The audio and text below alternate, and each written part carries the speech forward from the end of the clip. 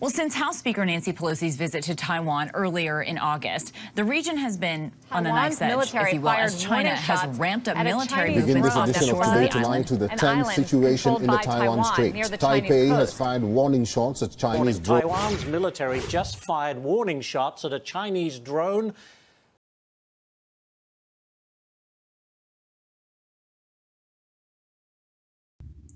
The recent visit of Nancy Pelosi, who is the Speaker of the House of Representatives of the United States, to Taiwan, many things have been happening, especially of a possible conflict between China and Taiwan due to the high tension that would give rise to an imminent war that could become the Third World War.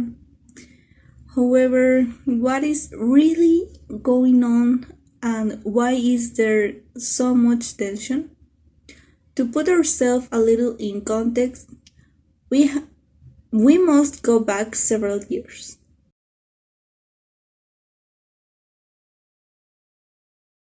In the year 1927, in China, a civil war was taking place between the Kuomintang nationalists and the communists. By 1947, communists led by Mao Zedong, who received support from the Soviet Union, managed to push the nationalists led by Chiang Kai-shek and supported by the United States back to what we know today as Taiwan. The United States maintained its support for the Kuomintang by deploying its navy in order to deter Mao's Communist Army, while Mao forms the People's Republic of China. Chiang Kai-shek hoped to one day retake the continent and declared his power over the Republic of China from Taiwan. In the context of the recent creation of the United Nations, Chiang Kai-shek signed his adhesions to an United Nations and as a permanent member of the Security Council on behalf of China, legitimizing its power in the eye of the international community.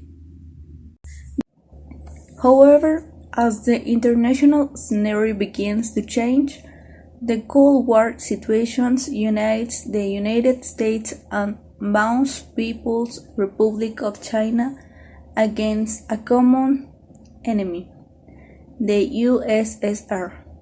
Thus, in 1971, the United Nations went from recognizing Chiang Kai-shek's power as legitimate to recognizing Mao Zedong's People's Republic of China as the only legitimate representative, and recognition of Taiwan as a state slowly fell.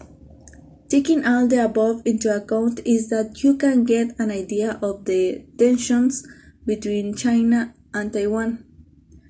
Nancy Pelosi's recent visit to Taiwan can be perceived as recognition of an independent political actor, which, as mentioned above, China doesn't like.